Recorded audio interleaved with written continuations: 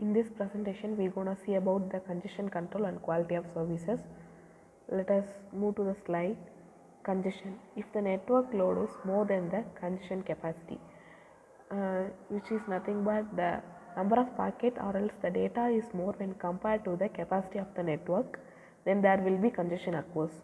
To reduce these congestion, some of the techniques are used to reduce the congestion, and that is called congestion control.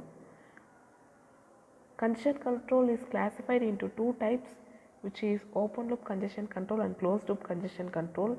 Open loop congestion control, it prevents congestion before it happens, while closed loop congestion control prevents congestion after the congestion happens. In open loop congestion control, there are 5 types: retransmission policy, window policy, acknowledgement policy, discarding policy, omission policy.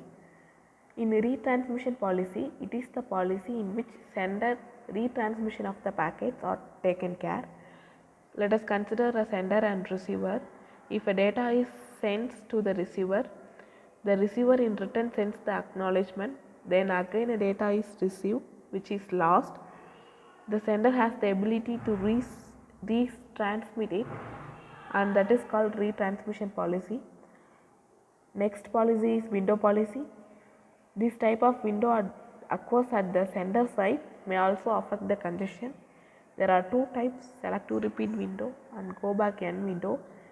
Mostly selective repeat window is used instead of the go back N window, because in go back N window all packets are resent when some of the packets may have been lost in the network, while in selective repeat window only specific packet which have been lost in the network has been resent. Next policy is acknowledgement policy. Since acknowledgement is done in every data transmission, it occupies some space which leads to congestion.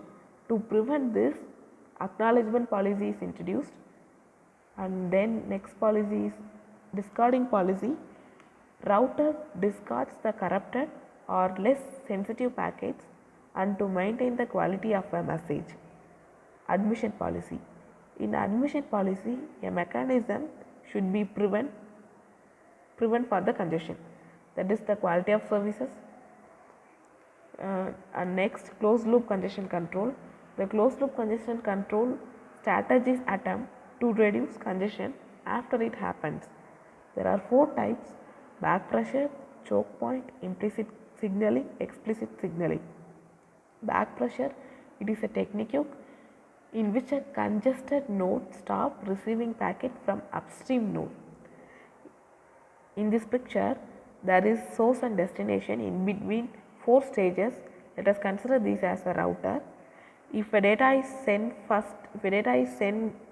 to the first router, second router, when it sent to the third router, it realizes that congestion happens. The third router will resend the data to the source. Then the source will realize, then there will be the congestion happen in the router. And next is choke packet. A choke packet is a packet sent by a node to the source to inform the congestion. In source and destination in between 4 stages, let us consider this as a router. Suppose in third stage congestion occurs. In third stage, they must be built some packet which is called choke, and it sent to the source, and the source realizes congestion happens in somewhere in the router. Next is implicit signaling. There is no communication between the congested node or nodes of the source.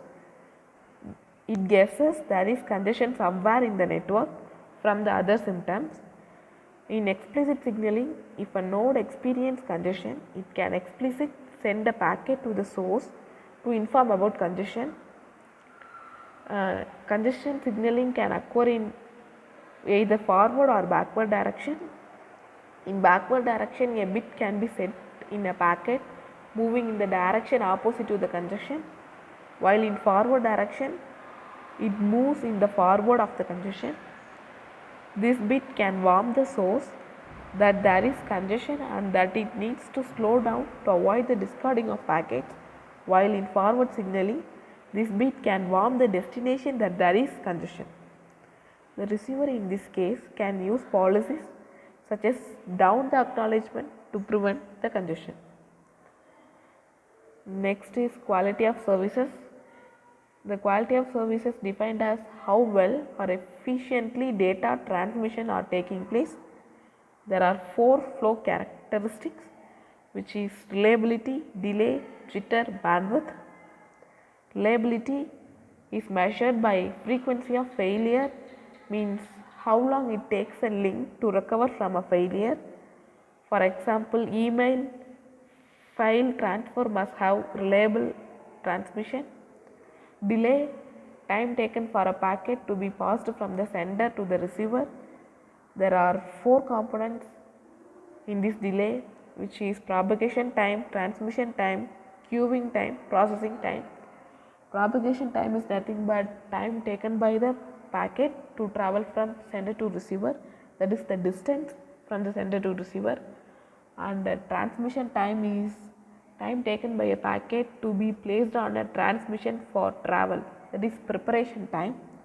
And queuing time, time taken to wait until other packets already placed in transmission to travel. Then processing time, time taken for the processing by the transmission. Next is jitter. Packets from the source will reach the destination with different delays.